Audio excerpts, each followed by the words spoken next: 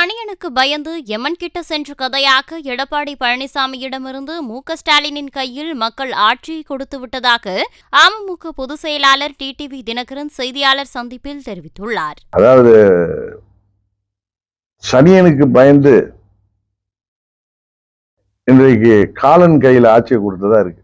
சொல்லுவாங்கல்ல சனியை அப்படிம்பாங்க. நம்ம எல்லாம் சாதாரணமா கிராமத்தில் சனியை முடிச்ச சனியன்ட்டு இருந்து ஆட்சியை புடுங்கி இன்னைக்கு காலம்னா தெரியும் யமன் கையில கொடுத்த மாதிரி இன்னைக்கு மக்கள் வருத்தப்படுகிறார்கள். தேர்தல் வாக்குறுதிகள் சொன்னதெல்லாம் ஏதோ ஒன்று செஞ்சுட்டு 90% மேல் வாக்குறுதிகளை நிறைவேற்றாம இன்றைக்கு விவசாயிகள், அரசு ஊழியர்கள், ஆசிரியர்கள், மருத்துவர்கள், செவிலியர்கள், இளைஞர்கள், மாணவர்கள், தொழிலாளர்கள், நெசவாளர்கள், போக்குவரத்து தொழிலாளர்கள், ஆண்கள், பெண்கள், இளைஞர்கள், முதியவர்கள் என்ற அனைத்து தரப்பு மக்களும் இன்றைக்கு தமிழ்நாட்டிலே சொல்லனா துயரத்திலே, இன்னும் சொல்ல போனால்